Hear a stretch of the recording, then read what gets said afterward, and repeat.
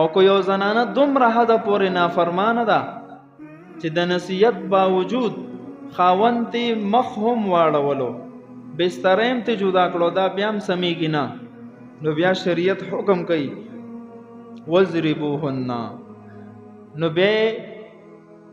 سزا ولا ورکا، خدا سے سزا داسې وهل ولا ورکا چې د زینت په ځای باندې نه، د زینت په مخ پته سپېړه نه وباسي.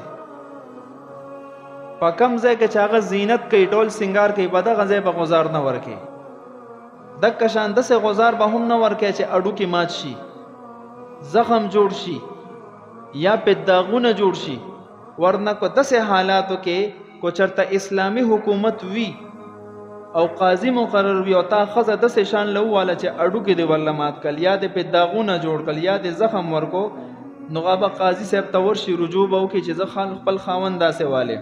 نو قاضی صاحب خاوند له سزا ورکړي. بقدر ضرورت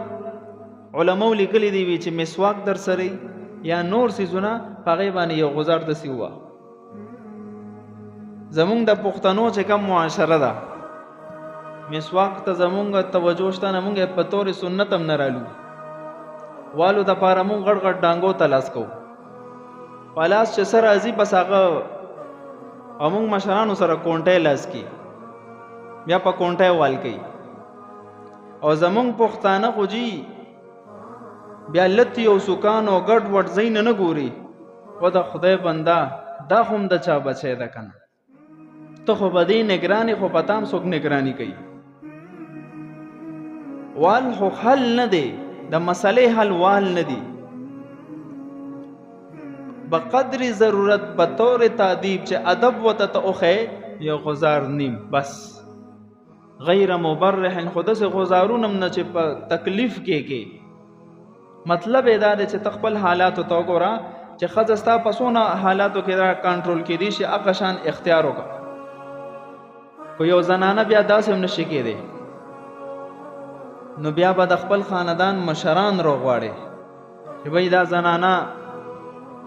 ما ډېره پوی کا د شریعت ټول قسم لارې مې اختیار کې دا پوی نشوه، تاسو یې پوی کې خو د هغې باوجود هم نه پوهېږي، نو آخري حل یې څه دی؟ طلاق.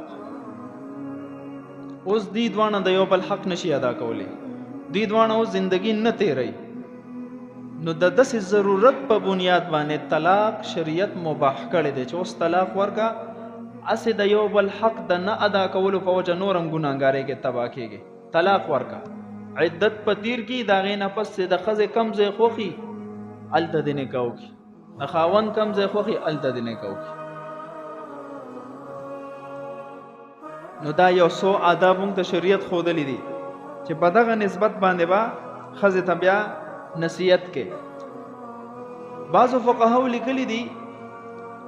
کو یو انسان د هغه زنانه او ښځه داسې وي چې بلمازه وي، مونځ نه